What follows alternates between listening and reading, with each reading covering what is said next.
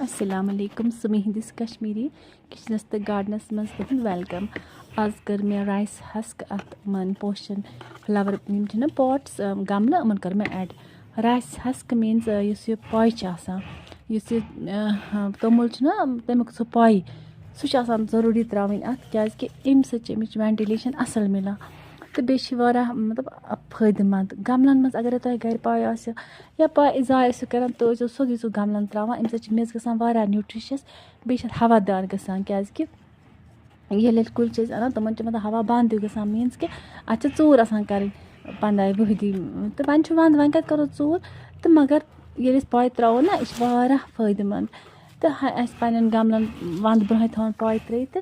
माशाअल्लाह पत् रोजन फर मार्चस तान असल पे पे अंदर त्रान गमल क्या रोज यह गुलाब यह अंदर त्रान जरूरत कह बे गुलाब अत त्रावान लियोम ये सच असल ग्रोथ गसान लियोम त्रित मे त्र लिम तो तुम वो मे वनकस तो क्या लिम मे त्रमत तम लिम वेस्ट प्रोडक्ट तम त्रावान अति मज पे त्रोमस rice husk वनकस may gulab नेरान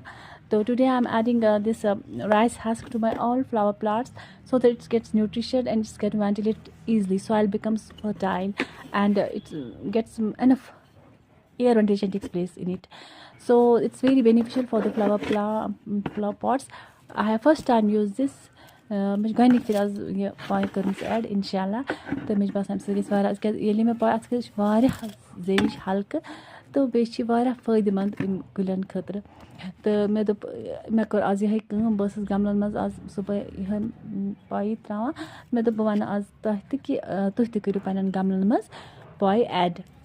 rice husk it's very beneficial for this growth of plants यम ये कुल इन वन पीस लिली तो मे अंदर चनमित तो नत नबर कन तक थत मगर शीन सत मकलान पे बे खसान पाने तल गोगजी बना मगर अगर तो ठीक थवन यह पे फरवरिस तान असल पे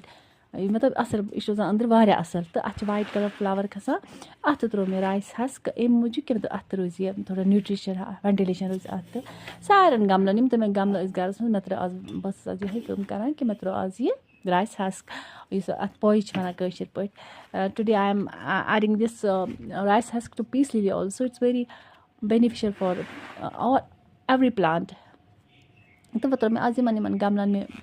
तो मे त्रस पन्न सारन गमलन